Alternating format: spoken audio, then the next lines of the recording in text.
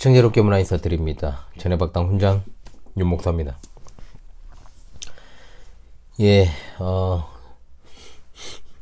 주일 일정을 끝내고 녹화 중에는 오늘따라 굉장히 피곤한데요. 그래도 지금 이 시간에 녹화를 해야 또 주초 사역이 원활하게 이제 이루어질 수가 있습니다. 매주 화요일 우리가 지금 신구약 중간기 역사를 공부하고 있습니다. 지난 시간에는 제2장의 첫 시간을 공부했죠. 이스라엘의 역사와 밀접한 관련이 있는 고대 시대의 패권 국가들의 흥망성쇠, 특히 신구약 중간 시대의 배경이 되는 거기에서 등장했던 제국들의 어떤 서고, 무너짐에 대해서 살피는 가운데 아시리아, 그리고 신바벨로니아, 메데페르시아 제국에 대해서 공부를 했습니다. 오늘은 제2장 두 번째 시간으로 헬라 제국 시대에 대해서 공부를 하겠습니다. 지난 시간에 말씀드렸던 것처럼 이 부분은 이제 구약 성경과 직접적으로 연관되는 부분이기 때문에 잘 들으시고요. 성경을 이해하는데 정말 큰 도움을 받으셔야 됩니다. 그러니까 신구약 중간기 역사에 굉장히 큰 핵심이 되는, 중심이 되는 그떤 배경을 제공하는 것이 바로 헬라 제국이기 때문에 여러분 이번 시간이 굉장히 중요하다라는 것을 말씀을 드리는 겁니다. 자, 헬라 제국 시대 하면은 우리가 떠올려야 되는 왕이 하나 있죠. 바로 알렉산더 대왕입니다. 알렉산더 대왕과 헬라 제국, 이것을 우리가 잘 아는 것이 중요합니다. 신약 성경의 배경에 절대적인 위치를 차지하고 있죠. 알렉산더는 그의 이름이 직접적으로 성경에 나오진 않습니다만 다니엘서의 예언에 나오는 헬라 왕은 명백하게 알렉산더를 가리키는 겁니다. 알렉산더 대왕은 참으로 짧은 인생을 살았습니다. 그럼에도 불구하고 그가 신구약 중간기 역사에 끼친 영향은 어마어마하죠. 우리가 처음에 1장에서도 공부를 했습니다마는 아시리아, 신바빌로니아, 페르시아로 이어진 패권 국가의 계보를 이은 것이 바로 알렉산더 대왕에 의한 그리스 제국입니다. 자, 헬라 제국이죠. 그는 그리스 사람이 아닙니다. 마케도니아 사람이고 이미 그의 아버지 필립 2세에 의해서 그리스는 마케도니아의 지배 아래 있게 되었지만 페르시아 원정을 앞두고 이제 암살되고 맙니다. 그래서 그의 뒤를 이어 알렉산더 대왕이 주전 336년 만 20세의 나이에 왕위에 올랐는데 그야말로 아버지를 뛰어넘는 어떤 전쟁 수행 능력으로 곧바로 이제 정복 전쟁을 약관의 나이에 수행하게 되는 겁니다. 그는 왕에 오르자마자 테베스를 함락시키고 즉위 2년이 되던 때 페르시아의 통치 아래 있던 헬라의 도시들을 하나 둘씩 이제 이른바 해방을 시킨 거죠. 그리고 남쪽으로 진격해서 사대를 점령하고 이오니아 해변 도시들을 점령했습니다. 자, 알렉산더는 페르시아 왕 다리오 3세의 군대를 주전 333년에 격파했고 지중해 해변으로 남하해서 두로, 수리와 팔레스틴 그리고 이집트를 점령했고 이집트에 그 유명한 자기 이름을 딴 알렉산드리아를 건설합니다. 이후에 주전 331년에 다리오 3세의 군대를 다시금 격파하고 바벨론에 입성해서 비로소 그가 대왕이라는 호칭을 갖게 되었고 이때 페르시아 제국도 역사의 뒤안길로 사라지게 되었던 겁니다. 알렉산더의 원정은 거기서 멈추지 않습니다. 계속되지요. 주전 330년부터 324년까지 6년간 이제 동방 원정을 떠나 인도의 인더스강까지 진출을 했다가 병사들이 더 이상 진군하기를 거부하자 더 이상 점령할 수 있는 땅이 없다는 사실에 목 놓아 울었다라는 일화는 매우 유명합니다. 끝까지 점령해서 그런 게 아니라 이제는 현실적인 한계에 부딪히게 된 것이죠. 동방 원정을 마치고 바벨론으로 귀환해서 다시금 이제 아라비아 반도를 정복할 계획을 세우다가 급사하고 맙니다. 갑작스럽게 죽죠. 안타깝게도 그는 그를 계승할 아들을 두지 못했습니다. 그의 나이 겨우 33세였습니다. 왕에 오르고 정복 전쟁을 시작한 11년 동안 동북아시아를 제외하고 고대의 강력한 국가들을 다 격파했고 정복 전쟁을 시작한 그 이후에 정복 전쟁보다는 오히려 그로 인해 전파된 헬레니즘이 훨씬 더 큰 영향을 끼쳤죠. 지속적으로 영향력을 끼치며 확산되어 갔던 겁니다. 이미 앞서 1장에서 우리가 공부했던 것처럼 이 헬레니즘의 전파는 헬라어라는 것이 이제 국제 표준어라는 처음의 어떤 개념을 만들어내게 되어서 신약 성경의 기록과 복음 전도의 기틀을 마련하는 계기가 되었던 것이 바로 헬레니즘, 그 가운데서도 헬라어의 보급과 전파였다는 겁니다.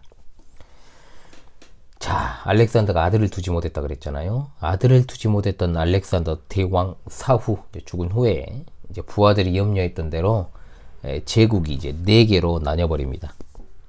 그러니까 나뉜 나라도 알렉산더 대왕의 어떤 혈통이 아닙니다.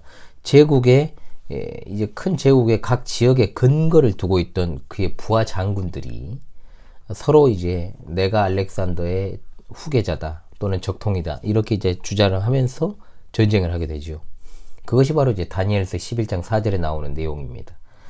마케도니아의 안티고누스 1세가 제국을 통일하려고 시도했지만 4명의 장군의 연합군에게 패배해서 죽임당하고 제국은 4개의 왕조로 나누어지게 되는데 처음에는 카산드로스 왕국, 리시마스쿠스 왕조, 셀루키드 왕조, 톨레미 왕조 이렇게 4개였다가 전쟁을 한 차례 거치고 난 뒤에 3개 왕국으로 나뉩니다.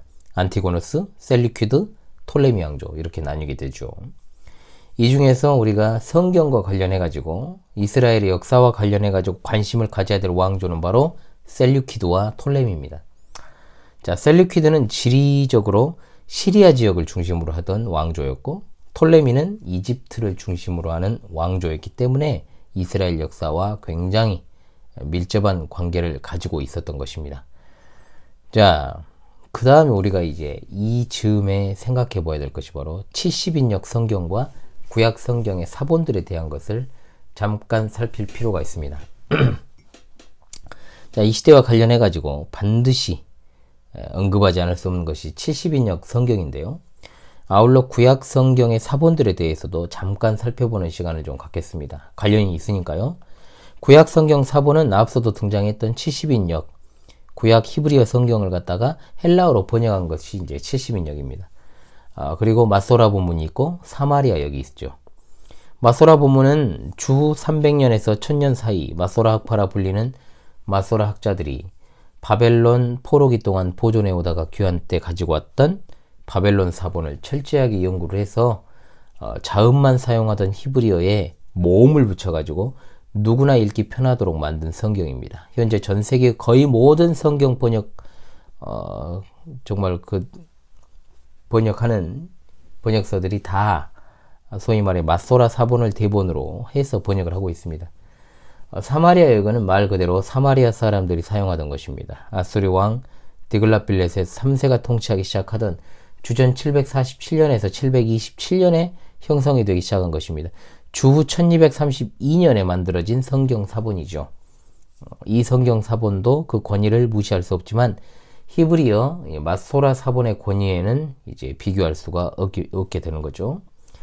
그리고 이제 보통 70인역 성경은 프톨레미 2세, 즉 필라델푸스가 주전 285년에서 247년에 다스리던 그때 왕의 신하였던 아리스트데우스가 청원을 해서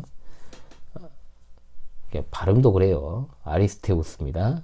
자, 유대 지파에서 6인씩 장로를 뽑아가지고 총 72명의 장로들이 구약 히브리어 성경을 헬라어로 번역했다. 이렇게 이제 알려지고 있어요.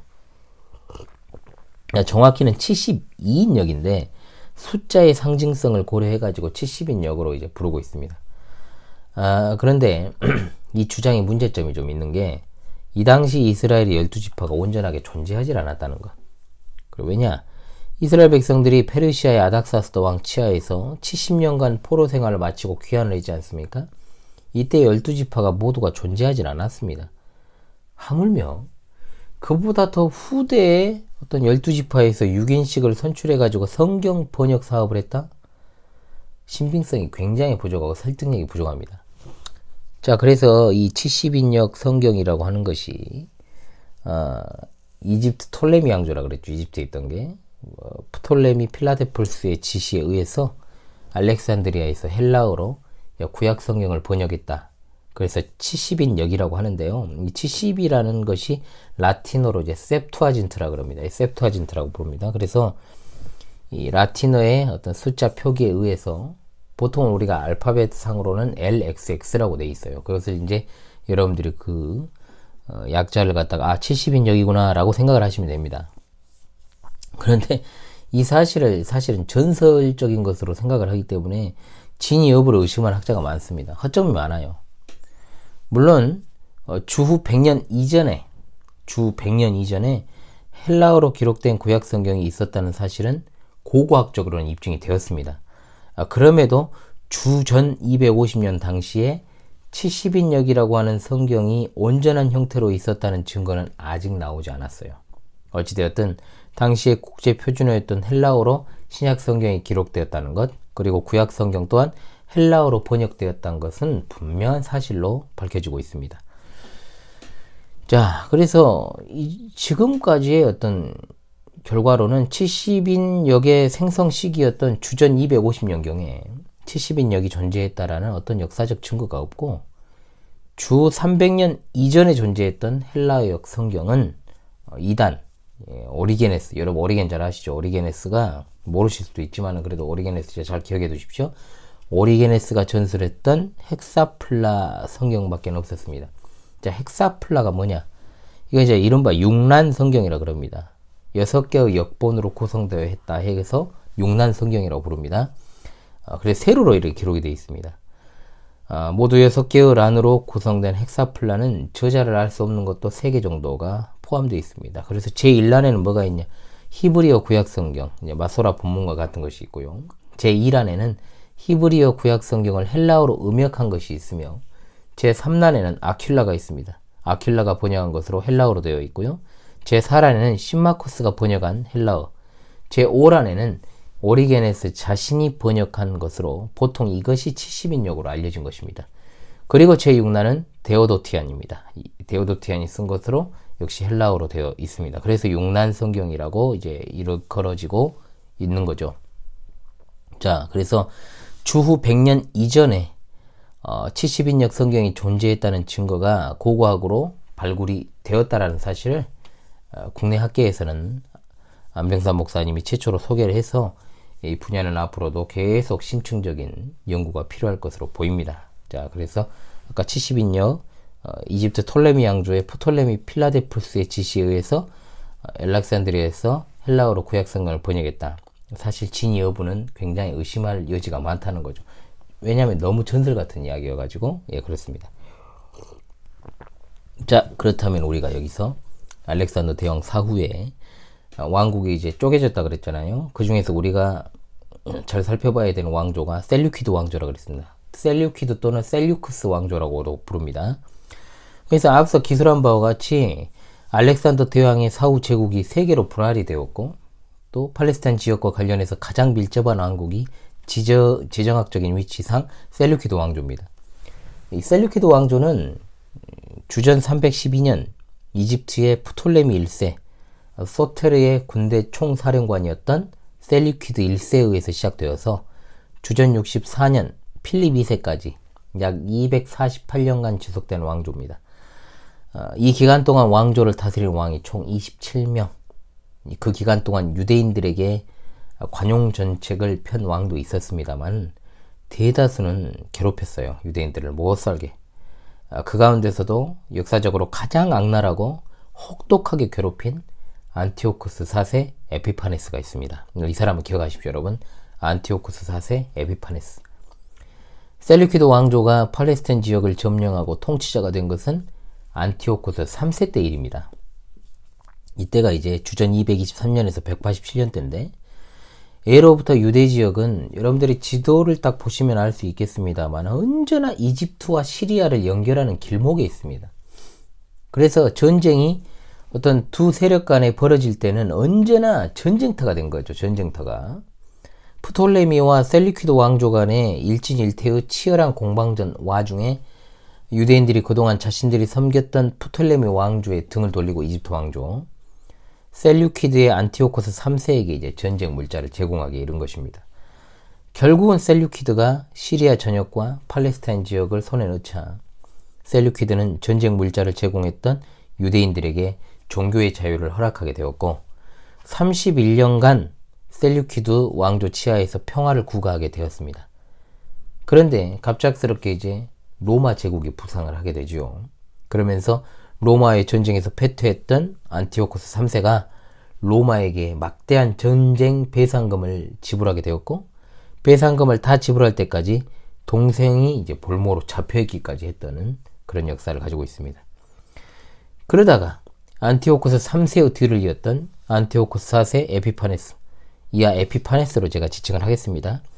자, 철저하게 헬라 중심의 헬라식 정책을 썼고 그 일환으로 헬라 종교를 왕조의 정체성으로 삼아서 피정복민에게 강요하기 시작합니다. 야, 이게 이제 문제죠. 마지막 시대의 모습이기도 하죠, 이게. 여러분 잘 아시듯이 이제 헬라 제국의 최고의 신이 누굽니까? 제우스죠. 이 제우스에 대한 종교적 통일 정책의 일환으로 유대인의 종교적 자유도 깨지게 됩니다. 에피파네스가 주전 167년 유대인들에게 보낸 다음에 직서가 얼마나 정말로 유대인들을 혹독하게 괴롭혔는지를 이제 보여주는 내용이 있습니다. 자, 10가지입니다. 첫 번째, 유대인들은 이방인들의 관습을 따를 것. 이거 보통 일이 아니죠. 두 번째, 성소 안에서 번제를 드리거나 희생제물을 드리거나 술을 봉헌하는 따위 예식을 하지 말 것. 이거 죽으라는 거죠. 세 번째, 안식일과 기타 축제일을 지키지 말 것. 이거 완전 민족적 정체성을 말살하는 거죠. 성소와 성직자들을 모독할 것. 다섯 번째, 이교의 제단과 성전과 신당을 세울 것. 여섯 번째, 돼지와 부정한 동물들을 희생제물로 잡아 바칠 것. 일곱 번째, 사내 아이들에게 할례를 주지 말 것. 여덟 번째, 온갖 종류의 음란과 모독의 행위로 스스로를 더럽힐 것. 아홉 번째, 율법을 저버리고 모든 규칙을 바꿀 것. 열 번째, 이 명령을 따르지 않는 자는 사형에 처한다. 그냥 죽이겠다는 거죠. 그래서 여기에서 우리가 한번 생각해 봐야 될 게 있어요. 여러분, 방금 제가 열거했던 이 내용들 한번 보십시오. 어떻습니까, 여러분? 이건 거의 그냥 죽음을 강요하는 거죠. 죽음으로 내보는 거죠. 신앙 때문에 받는 박해가 이 정도는 돼야 사실 박해라고 할 수 있습니다, 여러분. 지금 우리가 박해받고 있습니까? 코로나 시국을 한번 생각해 보십시다. 코로나가 있다고 생각하면 있는 거고 없다고 생각하면 없는 이런 시대가 지금 다시 또 됐는데 코로나 때 교회가 어느 정도 어려움을 겪었습니다. 그런데 그거는 사실상 제가 말씀을 드렸었죠, 그때도. 이거는 세상 정부의 박해라기보다는 그동안 본질을 잃어버린 교회를 향한 주님의 작은 채찍이라고 생각하는 것이 더 현명하지 않겠냐 이 말이죠. 저는 그렇게 해석을 했습니다. 진짜로. 여러 가지의 문제가 거기 안에 들어가 있겠지만은 적어도 박해라는 것이 이 정도 박해. 그러니까 소위 말하면 예수를 믿을래? 너 나한테 죽을래? 이거잖아요, 솔직히 말하면. 이런 정도의 박해가 진짜 박해죠. 그런데 코로나를 통해서 하나님께서 정신 차리라고 한번 채찍 한번 살짝 때리신 걸 가지고 교회가 정신 못 차리고 성도들에게 백신 접종을 강요하고 뭐 이런 식의 어떤 행태들이 얼마나 많이 있었습니까? 정말 웃기죠. 백신 패스 때도 한번 보십시오. 말도 안 했는데 알아서 그냥 백신 패스를 도입해가지고 접종자 외에는 예배당에 출입하지 못하게 하는 그런 어처구니 없는 일도 있었습니다. 그때 그 목사들 다 뭐하고 있을까요? 나중에는 그런 자들이 배도에 앞장서게 될 것입니다. 이제 그런 시대가 와요. 곧 옵니다. 그 곧이라고 하는 것이 어떻게 우리가 특정할 수는 없습니다만은. 그리고 하나님께서는 여러 가지고 자기 백성들이 깨어있도록 발견할 수 있도록 분별할 수 있도록 기회를 주시고 있기 때문에 우리는 어떤 심판의 유예기간으로 그걸 봐야지 막연하게 언젠가는 그렇게 되겠지 생각해서는 안 됩니다. 지금 우리가 즉시 깨어서 그날을 대비해야 되는 것이죠. 그날이 몇 년이 될지 우리가 어떻게 합니까? 그러나 조금씩 그날이 가까워오고 있다는 것을 우리가 생각하면서 믿음으로 깨어서 근신하며 살아가야 될 줄로 믿습니다. 예. 자, 이때 당시에 에피파네스의 이런 어떤 강압적인 정책, 그러면서 이런 어떤 방금 제가 열거했던 이런 명령들을 따르지 않는 유대인들을 식별하는 게 너무 간단했죠. 유대인들은 일단은 돼지고기를 안 먹잖아요. 그렇기 때문에 돼지고기를 딱 썰어가지고 거리에서 사람들을 줄을 딱 세워요. 강제로 이제 먹게 만들죠. 먹으면 통과시키고 먹지 않으면 그 자리에서 죽였습니다. 마카비서 2장 7절에 유대인 어머니와 7명의 아들이 끔찍한 고문을 받으며 이제 죽어가는 장면이 이제 그려져 있어요. 유대인 아기들에 대한 할례도 금지되었다 그랬잖아요. 그래서 자기 아기한테 할례를 행한 어머니들은 바로 죽였어요. 바로 사형에 처했고, 젖먹이들은 그럼 어떻게 죽였냐?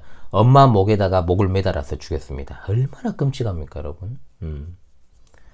이런 끔찍한 일을 자행한 에피파네스, 이름의 뜻이요, 참 놀랍게도 신의 현현입니다. 뭐 이런 놈이 다 있을까요? 신의 현현. 하지만 사람들은 그의 이름에서 자음 한 개를 바꾸어서 에피마네스라고 했습니다. 그 에피마네스의 뜻은 미친놈입니다. 미친놈. 미친놈 맞죠?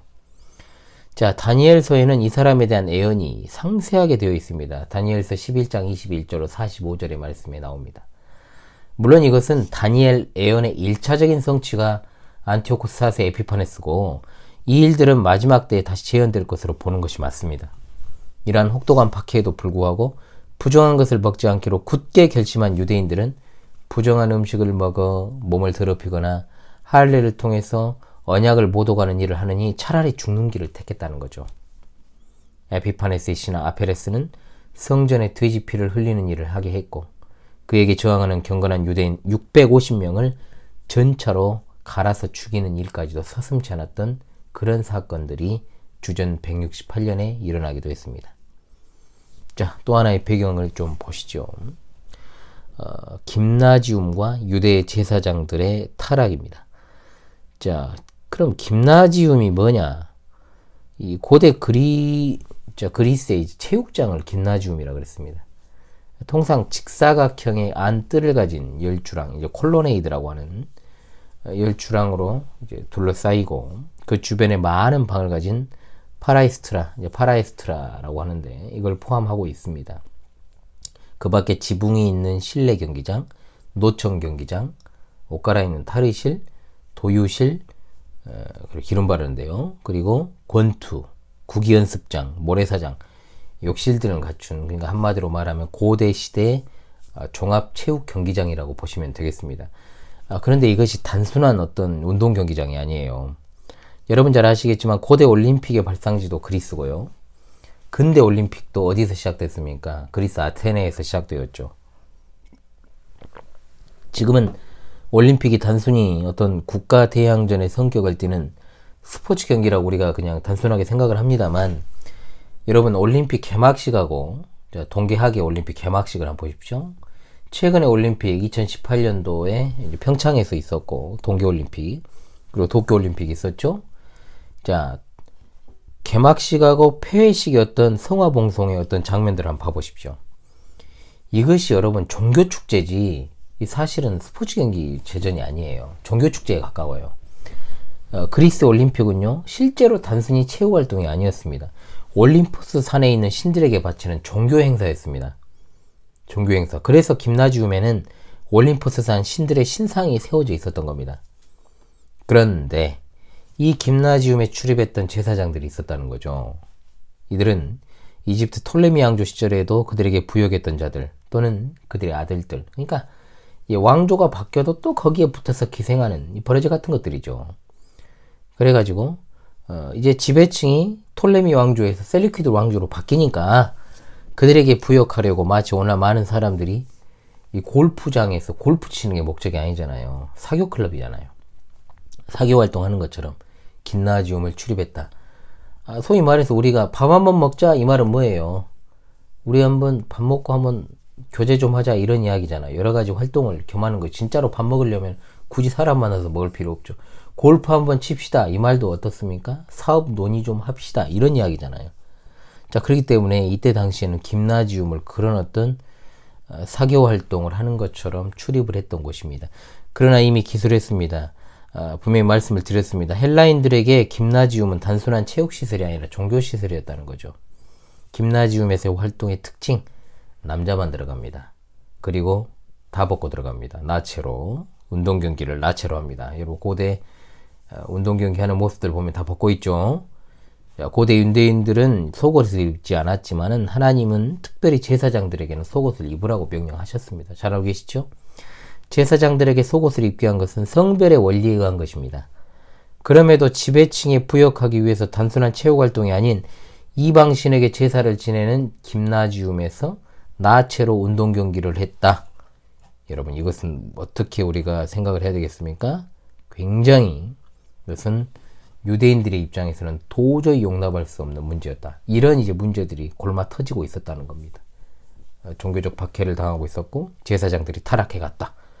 자, 오늘은 이제 마카비 전쟁 전까지만 이렇게 공부를 했습니다. 마카비 전쟁에 의해서 세워진 하스모니안 왕조 시대의 배경까지 공부를 하려고 했는데요. 그 전까지만 딱 공부를 하겠습니다. 헬라 제국 시대까지 공부를 해야 어느 정도 정리를 하고 다음 시간에 이제 마카비 전쟁과 하스모니안 왕조 시대, 그리고 나서 등장하는 유대교의 네 분파에 대한 문제를 공부하는 것이 더 나을 것 같아서 여기서 일단 끊겠습니다, 여러분. 오늘은 좀 이제 매끄럽지 않게 또 수업이 좀 진행될 수도 되었다고 좀 보여집니다만은, 여러분들 좀 이제 생소한 어떤 내용들이 나온다고 할지라도 반복해서 들으시다 보면은, 그리고 흐름에 따라서 들으시다 보면은 어느 정도는 이제 이해가 되시리라 생각됩니다. 신구약 중간기 역사를 우리가 공부하는 이유, 그리고 핵심은 신약 성경의 배경을 이해하는 것이 목적입니다. 그와 같은 목적에 염두를 여러분 두시고요. 계속해서 학습을 해나가시면 좋겠습니다. 그럼 다음 시간에 마카비 전쟁 이후 중간기 역사로 이제 찾아오도록 하겠습니다. 다음 시간 진짜 중요합니다. 이런 어떤 엄청난 종교적 박해가 있어 왔다. 제사장들이 타락했다. 거기서 등장한 것이 이제 유대 해방 전쟁이 이제 일어나게 되는 것입니다. 자, 마카비 전쟁입니다. 그걸 갖다가 이제 다음 시간에 공부합니다. 지금까지 여러분 제네박당 훈장 윤목사였습니다. 다음 시간에 뵙겠습니다. 안녕히 계십시오.